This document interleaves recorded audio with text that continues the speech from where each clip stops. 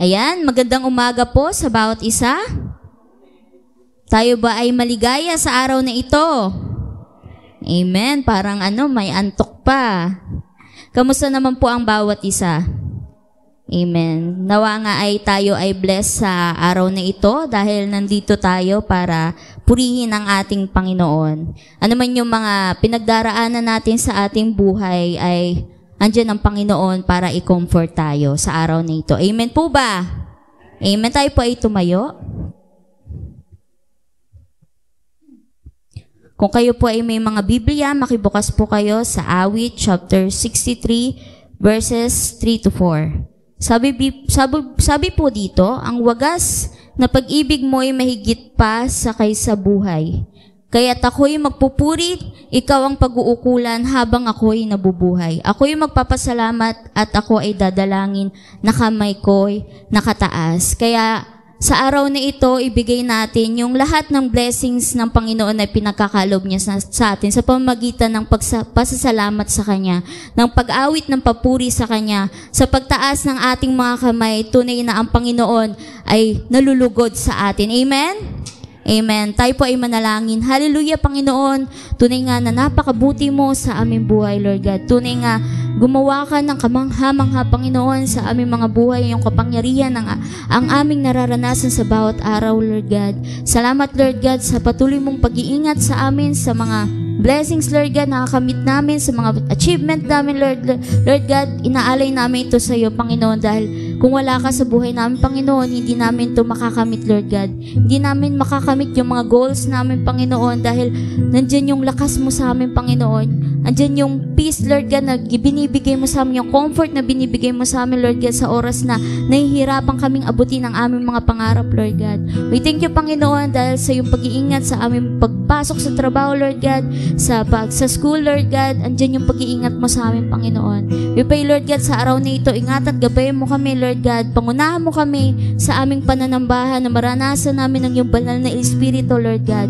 Na maranasan ng bawat isa yung kapahingahan, Panginoon, ang kapayapaan na nanggagaling sa iyo, Panginoon. Yung kagalakan, yung kasiyahan, Lord God, na nanggagaling lamang sa iyo, Panginoon. Hindi sa anumang bagay na naaming nakakamit sa araw-araw, Lord God, kundi yung presence mo, Panginoon, sa aming buhay, Lord God. We pray, Lord God, na samahan mo kami sa praise and worship team, Lord God, na lahat ng awitin namin, Panginoon, ay mabigyan ka namin ng kagalakan, Panginoon. We pray, Lord God, sa mga tatayo pa dito, Lord God, sa speaker namin, Lord God, ingatin gabay mo siya, Lord God, na tunay na ang kanyang buhay ipinapagamit niya sa iyo, Panginoon. Samahan mo siya, Lord God, palakasin mo siya, Panginoon, na anumang gawa ng dyablo sa kanyang buhay, mapagtatagumpayan niya dahil kasama kanya, Panginoon. We pray, Lord God, sa lahat ng lalabas sa kanyang mga labi, Panginoon, ay maging pagpapala sa bawat isa, Lord God. Ang lahat ng makakapakinig nito, Panginoon, ay maging blessed, maging pagpapala din sa aming Panginoon. Ang lahat na aming papakinggan, Lord God, ay may apply namin ito sa buhay, Panginoon, at may share namin ito sa mga taong hindi pa nakakilala sa iyo, Panginoon. We pray, Lord God, sa call to offering, Lord God, ikaw po din yung mag-ingat sa itago mo siya sa iyong likuran, Panginoon, hanggang sa aming pagtatapos ng aming pananambahan, Panginoon. Samahan mo kami, Lord God, ibuhos mo ang iyong banal na Espiritu, Lord God, na maranasan ka namin, Lord God, sa araw na ito. Ang lahat na ito, Panginoon, ay binabalik namin sa iyo ng papurit pasalamat sa tanging pangalan mo. In Jesus' name, Amen. Hallelujah! Tayo po ay handa na magpuri sa ating Panginoon. Amen. Amen. Tunay nga kamangha-mangha ang gawa ng Diyos, ang kanyang pag-ibig sa atin mula noon hanggang ngayon at magpakailanman. Hallelujah! Yes, Jesus. We praise your name, O God. Sabay-sabay nating awitan ang ating Panginoon. Hallelujah!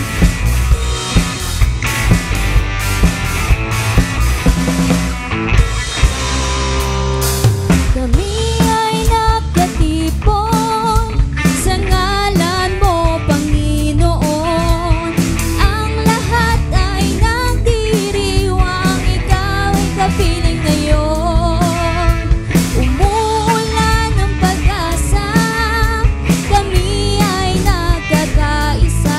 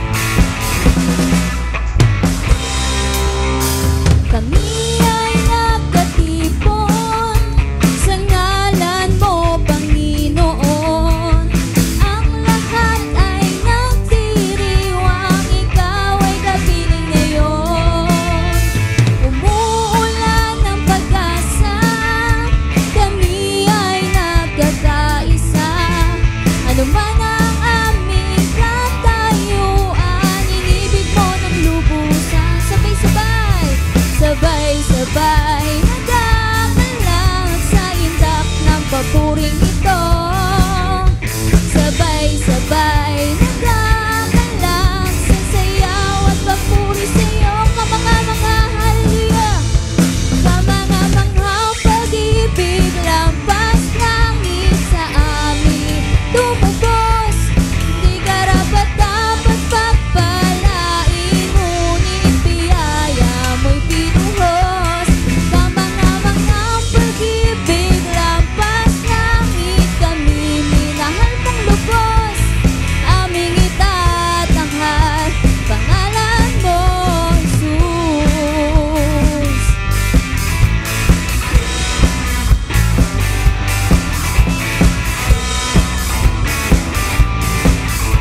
Sabay-sabay nating awitan ang ating Panginoon. Sabay-sabay nagagalang sa indak ng papuring ito. Sabay-sabay nagagalak sa sayaw at papuri sa'yo. Hallelujah. Kamanga-manghang pag-ibig, lampas langit sa amin tumubos. Di karapat-dapat pagpalain, ngunit biyaya mo'y binuhos. Kamanga-manghang pag-ibig, lampas langit, kami minahal mong lubos. Aming itatanghal, pangalan mo, sumisampang kamangha-mangha. Kamanga-manghang pag-ibig, lampas langit sa amin tumubos. Di karapat-dapat pagpalain, ngunit biyaya mo'y binuhos. Kamanga-manghang pag-ibig, lampas langit, kami minahal mong lubos. Aming itatanghal, pangalan mo, Jesus. Palakpakan po natin ang ating Panginoon. Amen. Tayo'y sama-samang magpuri sa Kanya. Jesus. Hallelujah.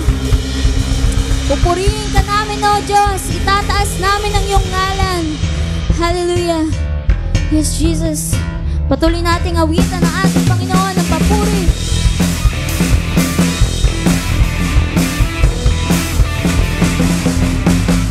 Sama-sama nagpupuri sa'yo, sama-sama umaawit sa'yo. Dakilang Diyos, tunay na kibuti mo. Pag-ibig mo ay hindi nagbabago. Itataas ang ngalan mo, Panginoong Jesucristo. Kami ay sama-sama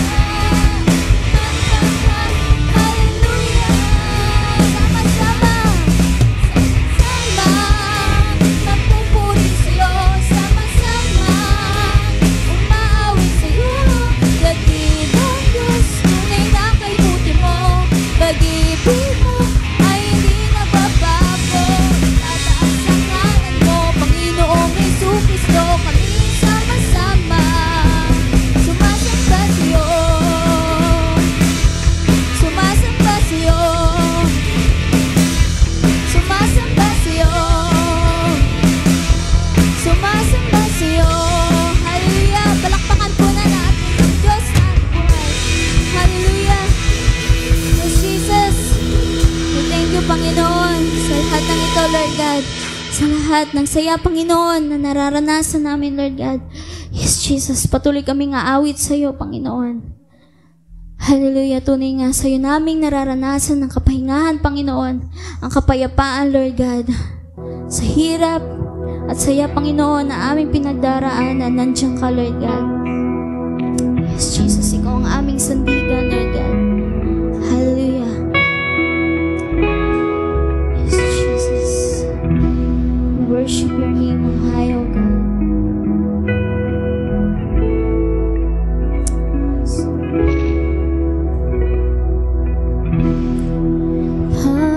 Panginoon, ang nais ko, kagandahan mo ay pagmasdan,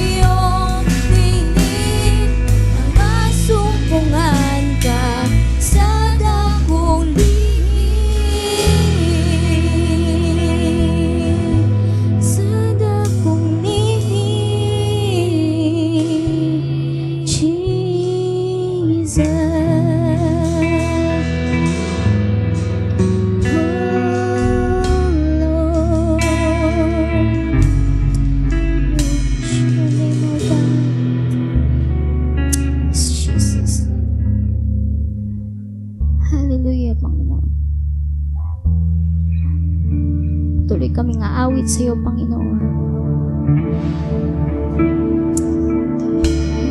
Mula't simula, Panginoon, ikaw ang umibig sa amin, Lord God. Walang sino man, Lord God, na makakapantay sa iyong pag-ibig, Lord God. Hindi ang aming pamilya, Panginoon. Hindi ang aming mga kaibigan, Panginoon, kundi ikaw lamang, Lord God. Ikaw ang tunay na nagmamahal sa amin, O God. Nung una pa lang, ako ay inibig mo.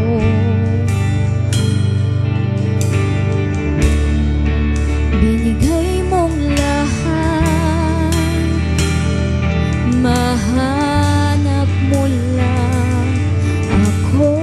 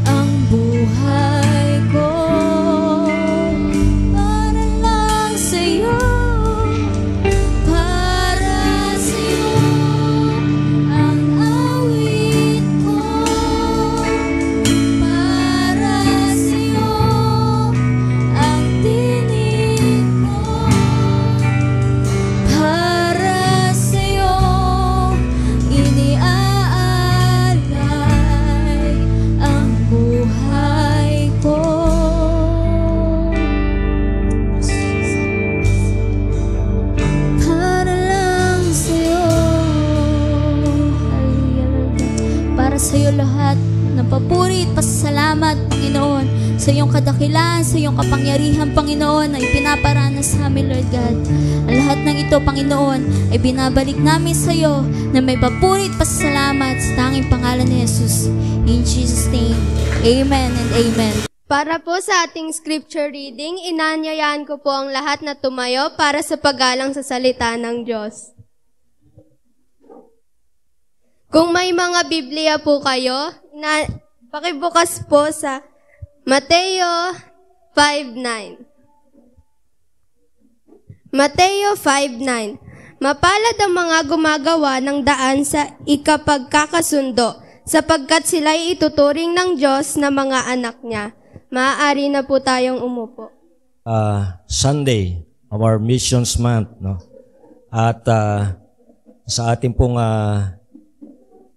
pag-aaral sa umagang ito, we'll be talking about the peacemaker. No? Okay?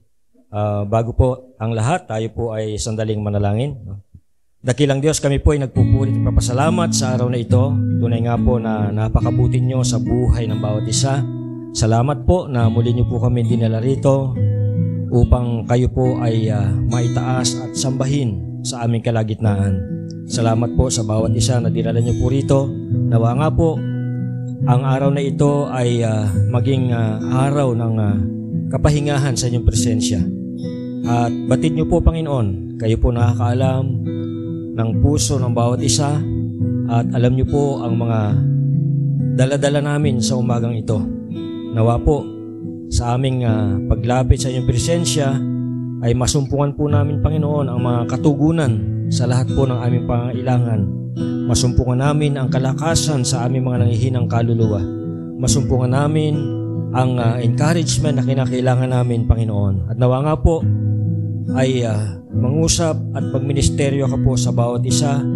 At nawa nga po ang inyong pangalan ang siyang maitaas sa aming kalagitnaan. Sa inyo pong papuri, karangalan, kadakilaan, ito pamdalangin sa pangalan ni Jesus. Amen. In the last Sundays, in the last 3 Sundays, no, we have learned that the first 3 Beatitudes, kasi we are looking at the Beatitudes, yung Matthew chapter 5, no? Nagsimula po tayo sa verse 3, no? Ngayon po ay nandun na tayo sa verse 9, no? At sabi po doon sa ating talata kanina, sa verse 9, Blessed are the peacemakers, for they shall be called sons of God. No? Mapalad ang mga gumagawa ng daan sa ipagkakasundo, sapagkat sila ituturing na anak ng Diyos o ng Diyos na mga anak niya. No? Doon po sa ating mga previous studies, no, we have learned that the first 3 Beatitudes, yung unang 3, mula po doon sa verse 3 hanggang verse 4, no? Sabi doon ay ito'y tumutukoy sa pangangailangan ng tao. No? Una, sabi doon, being poor in spirit.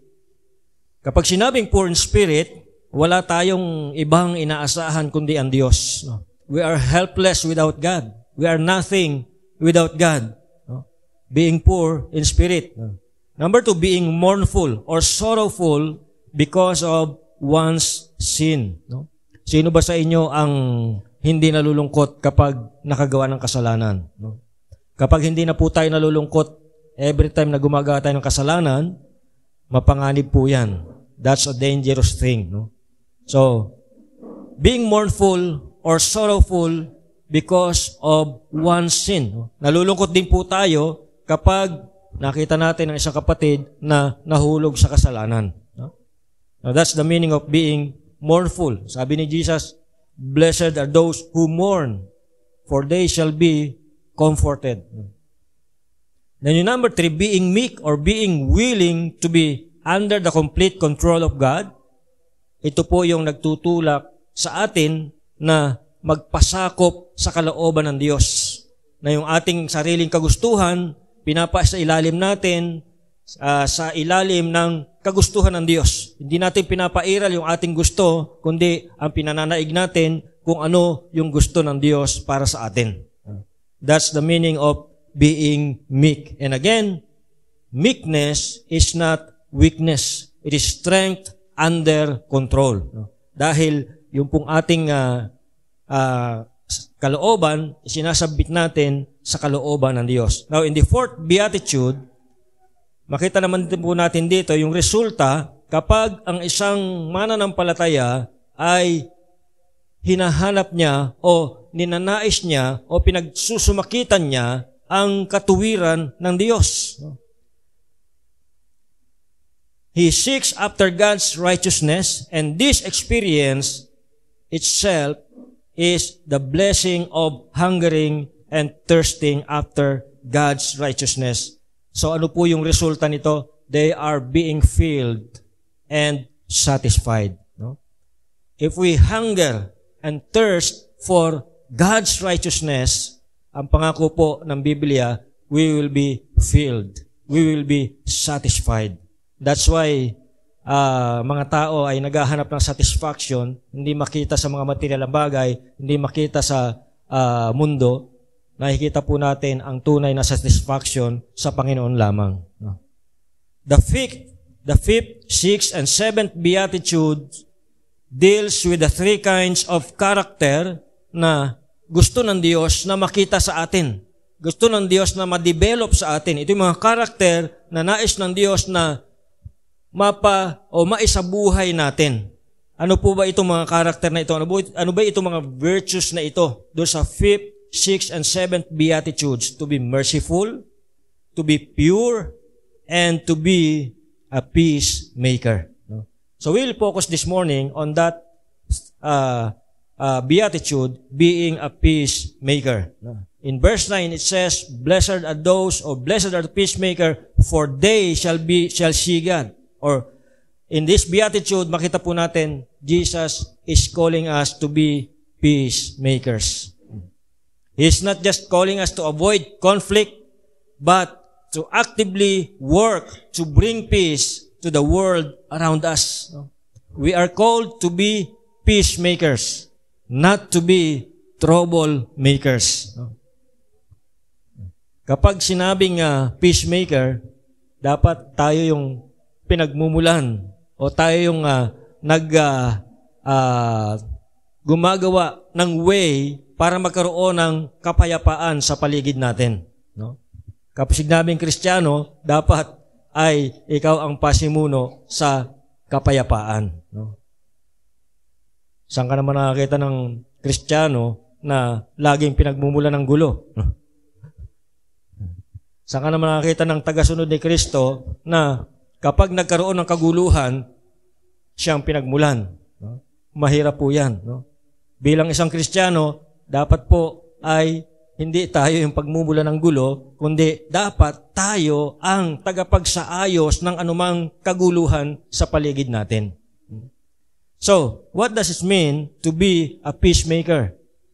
One way to think about it is to be a bridge builder. Para kang tulay. No?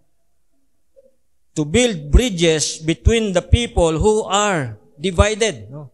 Kapag sinabing peacemaker, ikaw ay nagiging tulay para ang dalawang kampo o dalawang partido ay magkaroon ng kaayusan. Halimbawa, merong conflict, dalawang partido, yung both parties, meron silang conflict sa isa't isa. So ikaw ngayon, ikaw ay magiging tulay para silang dalawa ay magkaroon ng pag-aayos. That's one thing, no? Na pwede tayong maging peacemaker. We can listen to both sides. Pwede natin pakinggan yung mga hinaing ng isang kabila o ng isang panig at pakinggan din natin yung kabilang panig. No? So para makita natin kung ano ba yung pinangguhugutan nila. Para maramdaman natin ano ba yung pinanggagalingan nila. Pakinggan natin yung both sides. Hindi lang isang side ang pakinggan mo. So dapat pakinggan mo yung dalawang side and then try to find common ground na kung saan ay maaari silang magkasundo. No? Hindi yung nangyayari, pinakinggan mo isa, tapos sinulsulan mo kayo, oo nga kasi ganyan siya. So lalong sumiklab yung gulo. Sa halip na maayos yung gulo, lalo pang nagkagulo. Dahil sa halip na pakinggan mo, ay sinulsulan mo pa. No? Kumampi ka sa isang side. So kung magkakampi kayo ngayon, kayo nang umaatake doon sa kabilang panig. No? So, to be a peacemaker, is to be a bridge builder. We are building bridges between people who are divided. Another way to be a peacemaker is to be a reconciler. Pwede nating tulungan yung mga tao to forgive each other and to move on from past hurts. We can also help to build relationships between people who are different from one another. So ilan lang po yan sa mga pamamaraan para tayo maging peacemaker. But the question is, how can we be a true peacemaker? So yan po yung ating text. Blessed are those, or the peacemaker, for they shall be called sons of God. The question now is, how can we be a true peacemaker?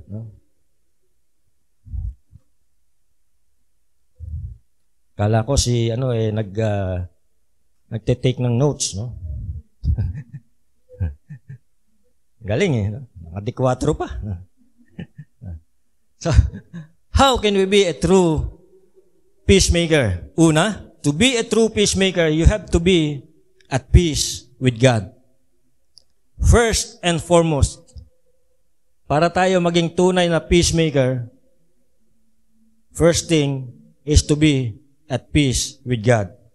Paano mo nga naman aakayin ng isang tao sa Panginoon para makasumpong ng kapayapaan sa pamagitan ng pakikipagkasundo sa Diyos kung ikaw mismo ay hindi pa reconciled o hindi pa nananampalataya sa Panginoon? Itong peace na pinag-uusapan natin, ito po yung resulta ng kapatawaran na tinanggap natin sa Diyos noong tayo ay nagsisi. O kung hindi pa natin ginagawa ito, ito yung magiging resulta kapag ikaw ay nagsisi sa iyong mga kasalanan at nanampalataya sa Panginoong Hesus bilang iyong sariling Panginoon at tagapagligtas. Ito yung peace na hindi ka na binabagabag ng iyong puso dahil napatawad ka na at nakapagpatawad ka na sa iba. Ito po yung peace na pinag-uusapan natin dito. Sabi sa Romans chapter 5 verse 1, therefore, since we have been justified by faith, we have peace with God through our Lord Jesus Christ. No? So, para tayo maging tunay na tagapamayapa, para tayo maging tunay na peacemaker, first and foremost, we have to be at peace with God. At mararanasan lang po natin yan, masusumpungan lang po natin yung kapayapaan sa Diyos kapag tayo po ay nakipag-isa kay Kristo. Kapag tayo po ay nagsisi sa ating mga kasalanan at nanampalataya sa Panginoon, inanyayahan niya sa ating buhay bilang ating Panginoon at kapagligtas. Ang sabi riyan, we have been justified by faith.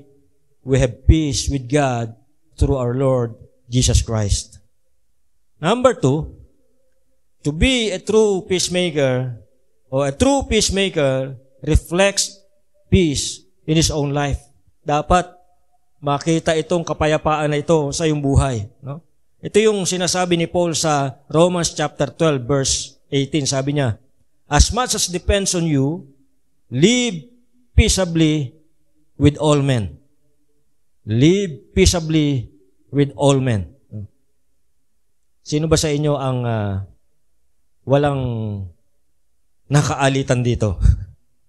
Meron ba? Alam nyo, nung grade 4 ako, meron akong classmate. No? It so happened na kung may kaalitan kayo, baka katabi mo pa, magbati na kayo. So, meron akong classmate nung grade 4 ako, no? Na matagal na panahon na ito, grade 4 pa ako. No? It so happened na nung araw na yon, masamang pakiramdam ko. Tapos, ito namang classmate ko, kinukulit ako. Binubunggu-bunggu ako, sinusuntok-suntok ako. No? Masama na ang pakiramdam ko, no? Na sa sobrang inis ko sa kanya, nasuntok ko siya. No? So, pag suntok ko sa kanya, buti na lang, hindi gumante. No? So, simula noon, hindi na kami nag-usap. Simula noon, hindi na kami bati. No? So lumipas ang 30 years, di pa rin kami nag-uusap. No? Kasi after na gumraduate kami ng elementary, nagkahiwalay na kami ng school. No? Ibang high school na siya nag-aral, ibang high school din nag-aral. Tapos nung nag-college naman ako, nakapunta na ako dito na ako nag-college. No? So, lumipas ang 30 years, di kami nakikita, di kami nagkakausap, hindi kami magkabati. No? Nung nangyari yon, siyempre, di pa ako Kristiyano noon. Tapos first year college ako, naging Christian ako. So, noon naiisip ko, paano kaya kami magkikita at magkakabati? No? Until such time na after before the pandemic, no? Nagkaroon kami ng class reunion. No? So, sinikap ko talaga na magkaroon kami ng class reunion kasi matagal na nila akong inuungutan. Kasi ako yung class president, uy, mag-reunion na tayo. So, nag-set kami ng reunion, no? And umattend siya. No? So, after 3 years, that was 2020. No? Naghiwalay kami, hindi ko na matandaan. No? So, 2020, noon lang kami nagkausap uli at nagkabati. No? So, hindi na namin inungkat yung mga nakaraan. No? Ang pinag-usapan namin, ibang ibang dimension na yung aming pinag-usapan. Hindi na namin ni-recall pa, hindi na namin inungkat pa kung ano yung nangyari sa amin noon. Basta, nag-usap kami at sa bandang huli, magkabati na kami. No? So, imagine, tagal-tagal kong dinadala-dala, iniisip-isip pa, paano kaya? No? So, pero ang Panginoon gumawa ng way, no? Para magkausap kami at maayos yung aming hindi pagkakasundo. No? So, ang Panginoon, kung tayo ay magtitiwala sa Kanya, He will make a way na tayo po ay to be at peace, no? With one another. No? And this is one thing na sinasabi ni Paul sa mga Roman Christian. Sabi niya, as much as depends on you, live peaceably with all men. No? Mahirap yung meron kang kagalit o kaaway. No? Lumiliit yung mundo natin. No? May mga classmate ako nung high school, hindi sila makapunta doon sa kabilang baryo kasi may kaaway sila ron. So, limitado yung galaw niya kasi hindi siya pwede pumunta ron. Pag pumunta siya, magugulpi siya. No? Yung kabilang banda, di rin siya pwede pumunta rito sa baryo niya kasi siya naman ang manggugulpi. No? So, kanya-kanyang teritoryo. No? So, mahirap kung meron tayong kaaway o kagalit. No? Of course, being a peacemaker is not always easy. Hindi madali. No? Hindi madaling maging peacemaker. It can be difficult to stand up for what is right, especially when it is unpopular. No? Mahirap manindigan sa tama, lalo-lalo na kung mag-isa ka lang. Diba ang hirap? No? Wala kang kakampi. No? Kahit alam mong tama, pero yung mga kasama mo, ando sa mali. No? Mahirap manindigan when it is unpopular. It can also be difficult to forgive people who have wronged us. Nako, ito yung mahirap gawin. Ito yung napakahirap sa marami sa atin. Yung mga taong nakagawa ng hindi maganda sa atin, ang hirap mag-release ng forgiveness. Minsan sinasabi natin, sige, pinapatawad na kita, pero hindi ko nakakalimutan yung lahat ng ginawa mo sa akin. Kaya every time makikita kita, kumukulo ang aking dugo at nanginginig ang aking kalamnan. No? So, ang hirap, no? It's difficult to forgive people who have wronged us. No? Especially kung matindi yung ginawa sa atin, di ba? Masakit. No? Of course, yung sugat, hindi naman agad-agad gumagaling. No? It will take time, no? But time will heal that wound, no? Na nilikha ng mga bagay o mga tao sa atin. No? Pero ang pangako ng Panginoon is this. No? Jesus promises that those who are peacemakers will be blessed. Ito yung maganda rito. If you are a peacemaker, ang promise ni Jesus sa iyo is you will be blessed. Sabi sa Bible, they will be called sons of God. No? Ano bang ibig sabihin na maging anak ng Diyos? This means that they will reflect the character of God, who is a God of peace. It also means that they will share in the inheritance of God's kingdom. No? Kapag anak ka ng Diyos, tagapagmana ka. True peacemaking is demonstrated by how we live, how we walk, how we love, and how we pray. Pangatlo, a true peacemaker shares peace with others. Alam niyo po, blessed tayo dahil na-experience natin yung peace of God. Pero hindi dapat ihinto doon, hindi dapat matatapos doon na ikaw lang naka-experience yung peace na yun. You have to share that peace with another people, no? With other people. No? So, huwag lang ikaw yung mabibless. Huwag lang hihinto sa iyo. Huwag mapuputol sa iyo. That peace that you have experienced with God, dapat i-share sa iba. God gave us and allowed us to experience that peace. Ay binibigay niya sa lahat ng mananampalataya sa Kanya. So that others may also know and experience this kind of peace that we have. That's the purpose. No? Kapag ikaw nananampalataya sa Diyos, hindi automatic na the same day, langit ka na kaagad. Di ba? Nandito pa rin tayo. Ilang taong ka ng Kristiyano, nandito ka pa rin. Bakit? Because God has a purpose in your life. You have to share that peace in you. Huwag mong sarilinin yung kapayapaan na yan. You have to share that peace with others. So a true peacemaker shares peace with others. Sabi sa James chapter 3, 13 to 18, who is wise and understanding among you? Let them show it by their good life, by deeds done in the humility that comes from wisdom. But if you harbor bitter envy and selfish ambition in your hearts, do not boast about it or deny the truth. No? So sabi diyan, kung ikaw ay nagkikimkim ng ampalaya sa iyong puso,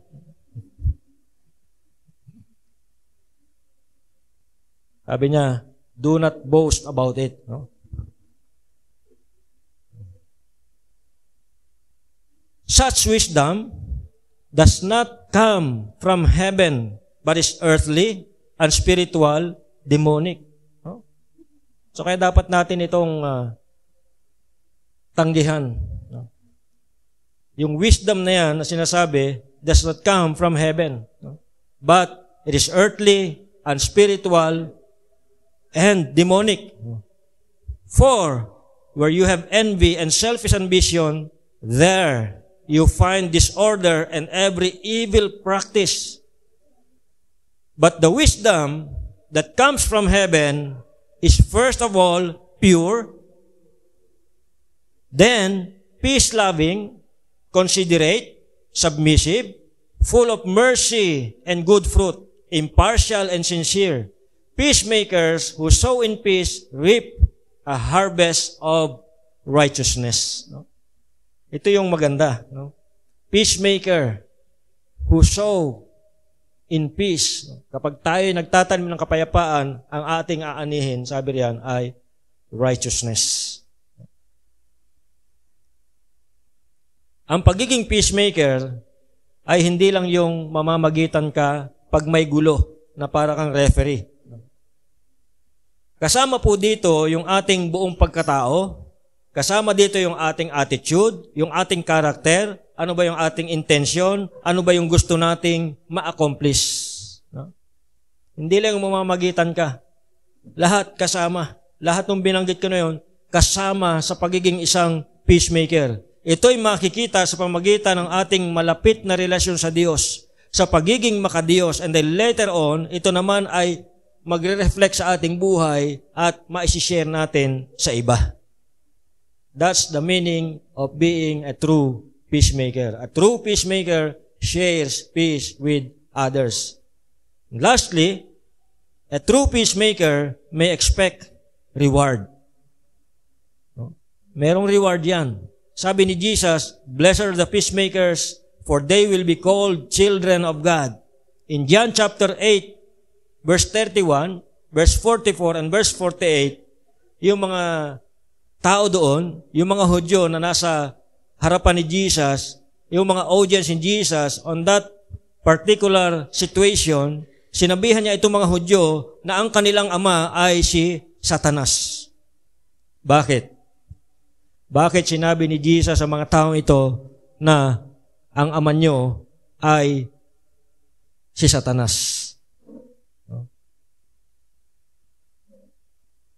Sinabihan sila ni Jesus, mga anak kayo ng tatay nyo. At sino yung tatay nila? Si Satanas. Bakit? Dahil sa kanilang mga gawi, dahil sa kanilang mga pag-uugali, ito'y nagpapakita kung sino ang tunay nilang spiritual father. Ano ba ang makikita sa buhay mo ngayon? Ito yung tanong naman. Ano ba ang makikita sa buhay mo ngayon? Godly character ba? Or the devil's character? Sabi nga, kung anong puno, siyang bunga. Ngayon, kung anak ka na ng Diyos, dapat makita sa buhay natin. Dapat yung karakter ng Diyos makita sa buhay natin. Bilang peacemaker, dapat tayong maging katulad ng Diyos. And to be a child of God means we are owned by God. Hindi automatic maging anak ng Diyos. You have to put your faith in Jesus to be called child of God. And sabi sa John chapter 1 verse 12, "But as many as received Him, to them He gave the right to become children of God. Even to those who believe in His name." So, hindi po automatic ang isang tao nagiging anak ng Diyos. Yes, of course, totoo po na lahat ng tao nilikha ng Diyos, pero hindi lahat anak ng Diyos. Ang mga tunay na anak ng Diyos ay yung mga nanampalataya sa Panginoon bilang kanyang Panginoon tagapagligtas. Itong beatitude na ito, na pinag-uusapan natin, being a peacemaker, hindi po applicable sa lahat ng tao. Yung sinasabing sons or children, ito pong sons or children dito, sa verse na ito, ay applicable sa mga tao na kinakikitaan ng karakter ng kanyang sinusunod. It's either si Christ or si Satan. Kung si Christ ang iyong sinusunod, then you are a peacemaker. If si Satan ang iyong sinusunod, then you will be a troublemaker. So, mamili ka. Kanino ka susunod? Maging peacemaker ka ba? O maging troublemaker? A peacemaker must have the inner peace with God, with others, and himself. So, bilang isang peacemaker, you have to have that peace in yourself. You have that peace with God, with others, and also with yourself. Peacemakers do what their Father has done. How often do we want to stand up for our rights and fight for them? But God, in His mercy and grace, sent His Son to make peace with us through His own blood. The Prince of Peace gave Himself to make peace with us. Kaya sabi sa Colossians chapter 1, 19-20, "For it was the Father's good pleasure for all the fullness to dwell in Him, and through Him to reconcile all things to Himself, having made peace through the blood of His cross. Through Him, I say, whether things on earth or things in heaven." He is our peace because He gave Himself that we might be at peace with God. Now, being a peacemaker, you portray the character of God. Peacemakers are called God's children. There is something godlike in bringing reconciliation between men and God. Peacemaking does not make us children of God, but we are peacemakers because we are His children. In summary, isa-isahin po uli natin, to be a true peacemaker, you have to be at peace with God. Number 2, a true peacemaker reflects peace in his own life. Number 3, a true peacemaker shares peace with others. And number 4, a true peacemaker may expect reward.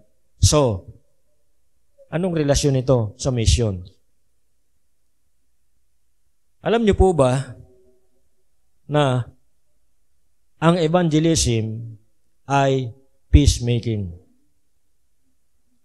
Kapag sinabing evangelism, sinishare mo yung mabuting balita sa iba.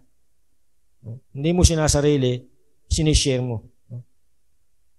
Diba? Kapag meron tayong nasagap na latest, excited tayong i-share sa iba, di ba? Uy, alam mo ba si ganito? Uy, may anak pala sa labas. Imagine. No? Diba? Excited tayo. Pag meron tayong nasagap na bago, excited tayong i-share. Sana ganun din tayo ka-excited mag-share ng mabuting balita ng kaligtasan ng Panginoon. Evangelism is peacemaking. And the best way to be a peacemaker is to lead someone to be at peace or to be reconciled to God. Yun yung isa sa pinaka-best way na ikaw ay maging peacemaker. To lead someone to be reconciled or to be at peace with God. If you lead someone to be at peace with God, that's your +1. Kaya nga sabi sa Romans chapter 10 verse 15, how beautiful are the feet of those who bring good news of good things. If we really want to be a peacemaker, then let us tell others about Christ. Si Kristo ang i-chismis natin. Si Kristo ang i-marites natin. Let us shout Jesus on the streets. Let us shout Jesus in schools. Let us shout Jesus in our workplaces, our homes, the neighborhood. That's peacemaking that was modeled by none other than Jesus Himself. Let us also remember that this mission is not limited to spiritual reconciliation, but can be extended to physical, social, and economic dimensions. Kapag ikaw ay naging isang peacemaker, it will cost you something. It may cost you money. It may cost you your time, your efforts, or may even require sacrifice on your part. Dahil yan ang ginagawa ng isang peacemaker. Iyan mismo at higit pa dyan ang ginawa ni Jesus. Because He even gave His life for you and for me. So that we can be reconciled with the Father and be at peace with the Father. Dito na ako magtatapos sa isang kwento. Si Eric Liddell, isang Scottish runner, at naipelikula yung kanyang buhay, yung pelikulang Chariots of Fire. Si Eric Liddell ay naging missionary for 20 years sa China. And then yung last 2 years na kanyang buhay, nandun siya sa isang concentration camp ng Japanese Imperial Army kasi nagkaroon ng World War II at naging nakasama siya sa mga prisoners of war. No? So, yung last 2 years of his life, ginugol niya doon sa kampo ng mga Hapon kasama yung ibang mga prisoners of war. Itong si Eric Liddell ay kilala sa kampong yun bilang isang peacemaker doon sa mga individual at mga grupo na every time magkakaroon ng kaguluhan, every time magkakaroon ng away, siya yung nagiging tagapamagitan. Siya yung nagiging peacemaker. Kaya yung buhay niya, his life left a deep impression on everyone. Isang araw, kasi required yung mga Japanese guard na mag-roll call. Tatawagin lahat yung preso twice a day. No? Isa sa umaga, isa sa hapon. So isang araw, nag-roll call itong Japanese guard. napansin niya, wala si Eric Liddell.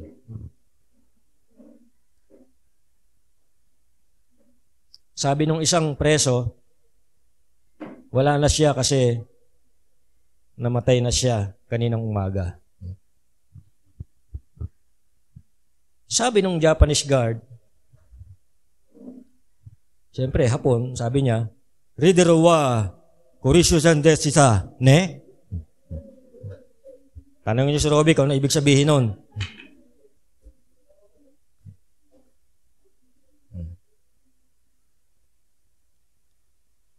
Sabi nung Japanese guard, di ba Kristiyano siya?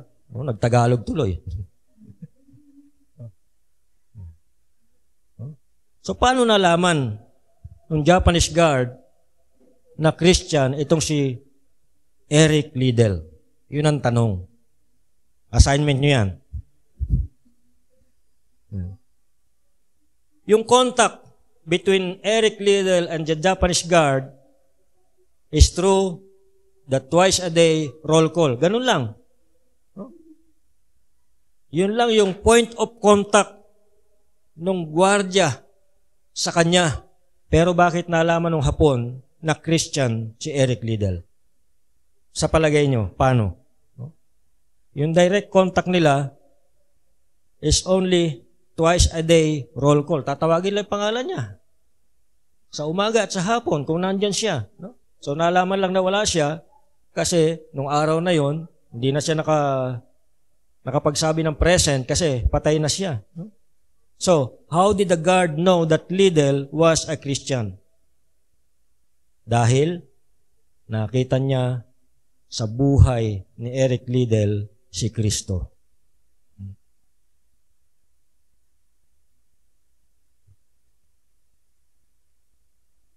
Blessed are the peacemakers, sabi ni Jesus, for they shall be called sons of God. Peacemakers themselves are filled with God's peace.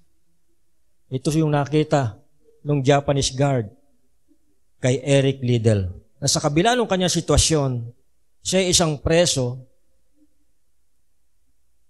at hindi maayos yung pagtrato sa kanila bilang mga preso. Pero nakita ng gwardyang hapon kay Eric Liddell yung peace na hindi maipaliwanag.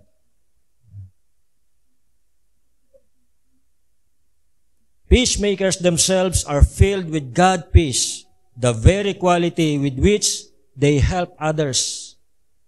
More than solving arguments, peacemakers are living evidence of God's reconciling love in Christ. Sa bahay man, sa trabaho o sa school man, maaari nating maipakita si Jesus sa iba by the way we handle conflict. Mga kapatid, ang hamon sa bawat isa sa atin sa umagang ito, let us all commit to being peacemakers in the world around us. May God bless us as we work to bring peace to the world.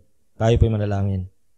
Salamat, Panginoon, sa pangako na inyong salita na kung kami po'y magiging instrumento, magiging tagapamagitan o tagapamayapa, ay kami po'y matatawag na mga anak ninyo. Nawa nga po makita sa aming buhay ang buhay ng Panginoon Jesucristo, na kung titingnan po ng mga taong aming buhay, ang kanilang makikita ay ang Panginoon Jesucristo. Nawa kami po ay mag-reflect sa aming buhay at aming maisabuhay ang inyong salita. Itong ang dalangin sa pangalan ni Jesus. Amen. Amen. Hallelujah. Salamat po, Pastor, sa mensahe na ipinagkaloob mo sa amin sa araw na ito. Kita nyo naman po ako, di po ba? Kita nyo po ba ako? Kailangan ko pa po ba? Hindi na. Okay, maraming salamat po muli sa mensahe. Tunay nga po na kailangan natin ng kapayapaan sa ating puso, sa ating buhay. Tunay rin na alam nating lahat na napakahirap na magbigay ng kapayapaan. At mahirap maging Kristiyano talaga sa loob ng sitwasyon sa buhay natin, kung sino man yung mga nakakasama natin sa ating buhay, sa trabaho, sa mga nag-aaral, sa mga kabuhayan natin, sa mga tao na nasa paligid natin. Pero ang solusyon lang dyan ay manatili tayo sa presensya ng ating Panginoon. Manatili ang Diyos sa puso natin. Amen po ba? Kaya alalahanin muli natin na ang tunay na kapayapaan ay mula sa ating Panginoon. At ito ay manggagaling lamang sa ating Panginoon. Kaya dumako na po tayo sa pinakamagandang pagpapala na ibinabigay sa atin ng ating Panginoon. Tayo ay magbigay rin ng pagpapala sa ating Diyos na buhay. Kaya makibukas po tayo sa salita ng Diyos mula sa Mateo 7, Verse 7, humingi kayo at kayo'y bibigyan, humanap kayo at kayo'y makakatagpo, kumatok kayo at kayo'y pagbubuksan, sapagkat ang bawat humihingi ay tatanggap, ang bawat humahanap ay makakatagpo, at ang bawat kumakatok ay pagbubuksan. Tunay na sa lahat ng sitwasyon sa buhay natin, sa Panginoon lamang tayo humanap, kumatok, humingi. Dahil ang lahat ng mga problema, lahat ng mga hiling natin sa buhay, sa Diyos lamang natin matatagpuan. Amen. Kaya ibinibigay ko na po ang pagkakataon na tayo ay makapagbigay ng pagpapala, makapagbalik ng pagpapala sa ating Panginoon. Nandiyan na po ang basket sa harap. That we love the Lord is by giving. Amen. So we're going to sing a song about giving. And it's got some hand motions, and I want you to join with me, okay? Will you do that? Here we go. Watch me. Give, and it will come back to you. Good measure, pressed down, shaken together, and running over. Give, and it will come back to you. When you give to the Lord. Help me out now. Here we go. Give, and it will come back to you. Good measure, pressed down, shaken together and running over. Give, and it will come back to you. When you give to the Lord. Give in love, give in faith, give with joy and a smile on your face. Give as the Lord has given to you. Tayo po ay manalangin. Hallelujah, Panginoon, pinupuri at sinasamba ka namin sa araw na ito. Patuloy namin itinataas ang iyong pangalan. Itinataas ang iyong kadakilaan, Panginoon. Salamat, Lord God, sa patuloy na pagpapala mo sa buhay namin, Lord God. Hindi mo kami pinabayaan sa lahat ng mga sitwasyon sa aming buhay. Salamat, Panginoon, dahil nandyan ka na nagpapatunay na ikaw ang Diyos na buhay at ikaw lamang ang kailangan namin sa aming buhay, Panginoon. Salamat, Lord God, dahil hindi mo kami pinabayaan sa aming pamilya. Hindi mo pinabayaan ang aming mga kabuhayan, ang aming mga trabaho, ang aming pamilya, ang aming mga mahal sa buhay, Panginoon. Salamat, Lord God, dahil ikaw ang nagbibigay ng lakas sa aming physical, emotional, mental, at lalong-lalo na, Panginoon, sa spiritual, Panginoon. Tulungan mo kami na mas lalo pang lumalim. Tulungan mo kami, Panginoon, na mas lalong mapalapit sa iyo, Panginoon. Sa iyo namin, Panginoon, hinihiling, Lord God, na kami ay mas lalong mapalapit at mas lalong makilala ka namin, Panginoon, sa buhay namin, Lord God. Lord, kayo na po ang bahala sa buhay namin, Panginoon. Kung ano man ang mga plano mo, yung mission mo, Panginoon, para sa amin, sa iyo lamang kami, Panginoon, aasa. Sa iyo lamang kami, Panginoon, na magtitiwala, Panginoon. Salamat sa kapahingahan na nararanasan namin, Panginoon. Hindi namin to makukuha. Hindi namin to matatanggap kung wala ka sa buhay namin, Panginoon. Kung wala ang tulong ng iyong presensya, Panginoon. Kaya, Panginoon, maraming salamat sa iyong kamay, sa mapagpalang kamay, sa iyong pagyakap, sa iyong pagmamahal sa amin, Panginoon. Tunay kang Diyos na buhay. Hallelujah, Lord God. And Lord, sa ikaw po na ito, Panginoon, nawa, ikaw po, Panginoon, ang patuloy na magpala, Panginoon. Naniniwala kami na marami kang plano para sa church na ito, Lord God. Naniniwala kami, Panginoon, na hindi lamang ito ang mayroon kami, Panginoon, dahil balang araw kami, Panginoon, ay makakatagpo ng mas best, Panginoon, na mula sa iyo, Lord God. Ang church na ito, patuloy mong gawing pagpapala sa lahat ng lingkod mo, Panginoon, sa lahat ng Kristiyano, Panginoon, na makakakilala sa iyo tayo at makakakilala pa, Panginoon. Nawa, Lord God, ang church na ito, Panginoon, ay lumago. Ang church na ito, Panginoon, ay lumaki para sa iyong mga lingkod, Panginoon, sa lahat ng kaluluwa na nangangailangan ng iyong tulong, nangangailangan ng iyong pagmamahal, Panginoon. Kaya, Lord God, ang mga pagpapala, ang ikapo, Panginoon, ang kaperahan, Panginoon, ng church na ito, ikaw, Panginoon, ang pinaka-kinakailangan, Lord God, upang makamit namin, Lord God, kung ano yung mga ninanasa naming, Panginoon, na makamit para sa simbahang ito, Lord God. Kayo ang patuloy na manahan, Panginoon. Ikaw ang madakila, ikaw ang makilala, Panginoon, at ikaw ang malulahati, Panginoon, sa lahat ng mga lingkod ng ito, Panginoon. Sa iyo lahat ng papuri at pagsamba sa tanging pangalan mo lamang, O Diyos, na aming makapangyarihang Panginoon. In Jesus' name, Amen. Yan, thank you, Monica. And ngayon po ay dadako tayo sa announcements and acknowledgements. But before that, dahil po ang month ng October is our missions month, magkakaroon po tayo ng special offering for our mission. So habang nag-a-announce po ako, may iikot daw pong basket for our mission offering. Yan, so for our announcements and acknowledgements, of course, I'd like to welcome each and everyone. And I'd like to acknowledge our leaders na ginamit ngayon sa ating worship service. Sa ating call to worship, pinangunahan tayo ni Vanessa Asas. Sa ating scripture reading, Micaela Obmerga. And call to offering, Monica Fernandez. Of course, salamat din sa ating speaker, si Pastor Rafi Malang. Sa ating naman pong praise and worship team, pinangunahan tayo ni Vanessa Asas at ang kanyang backup, Jenny Rose Vasquez. For our musicians, we have Joseph as guitarist, Jermaine bassist, and Jasper as our drummer. So for next Sunday po, ang ating leaders sa ating call to worship, we have Monica Fernandez, scripture reading, Ate Mercy Lozada, call to offering, Ate Julie Ann Leron. Ayan po, sa ating praise and worship, ang ating music, our song leader ay si Monica Fernandez. And musician, same pa rin po, ang Taton Brothers. Yan. Next is our church activities. Of course, every Wednesday we have prayer meeting at 8 p.m. Next is our Youth Connect for boys every Saturday at 5 p.m. And after service for sa mga girls. Yan. And our Children's Saturday School every Saturday at 3 p.m.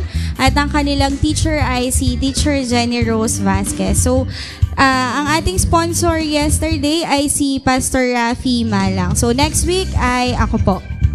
Ayan. Other announcement po for our men's. Alliance Men Philippines Southeastern Luzon District or Zone 2 Men's Fellowship. Ang kanila pong tema ay The Man Who Fears the Lord. So, ang kanilang speaker ay si Reverend Jonathan Laquilla. Ito po ay gaganapin sa October 29, 2 o'clock to 5 p.m. So, meron registration fee of 100 pesos. Ayan, next naman po ay para sa mga kababaihan, sa mga women's, Alliance Women Philippines, The Role of a Woman of God. So, ito po ay gaganapin sa November 11, Saturday, at Napico Life Homes, Pasig City. So, mas malapit po sa atin, no? Sa Life Homes, tama ba? Pasig City. At ang kanilang speaker ay si Reverend Archie Bayanon. Again, mayroon tong registration fee of 50 pesos. And for this month, happy birthday po sa mga nag-birthday and magse-celebrate pa lang ng kanilang birthday this October. So, sa October 24, sa Tuesday, magba-birthday si Kuya Elson Miranda. At kasabay niya si Pastor Rafi Malang. Advance happy birthday po. Next, on October 25, ang papa po ni Ate Jen Armando Asis. Next, on October 26, all the way from San Basico, Taling, si Pastor Jang Sing. So, yan lang po ang ating mga birthday celebrants for the month of October. And I think that's all po for our announcements and acknowledgements. Muli, magandang umaga po sa bawat isa. Tayo po ay tumayo para po sa ating closing prayer and benediction.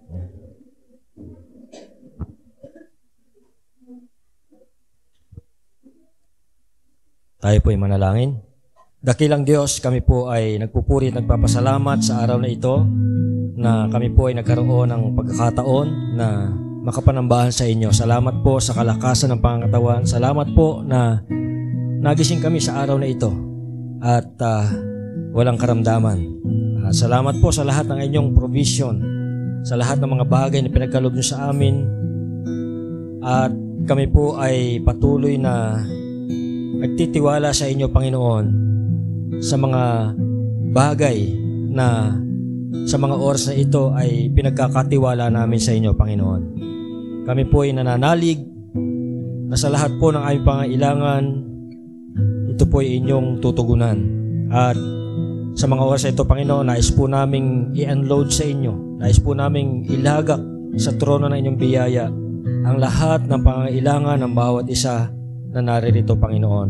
Maging ito may pangangailangang financial, mga material na bagay, spiritual, emotional, o anumang mga pangangailangan sa aming buhay, Panginoon. Sa mga oras na ito, amin pong idinudulog sa inyo.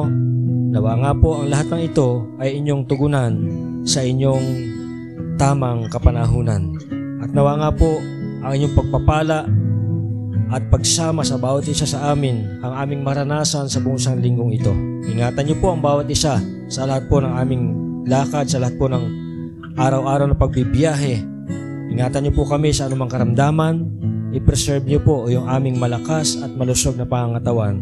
At nawa nga po ay inyo rin po kaming gabayan sa lahat po ng aming gagawin sa buong isang linggong ito.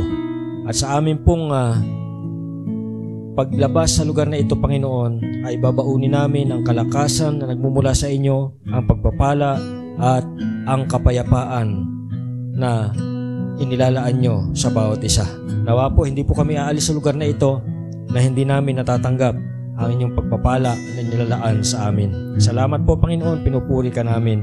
Dinadakila ito ang dalangin sa pangalan ni Jesus. Amen. Ang Panginoon na bukal ng kapayapaan, ang siya nawang magkaloob sa inyo ng kapayapaan sa lahat ng pagkakataon. Naway sumayinyong lahat ang Panginoon. Naway sumayinyong lahat ang pagpapala ng ating Panginoong Jesucristo. Amen. Amen. God bless you all. Good morning.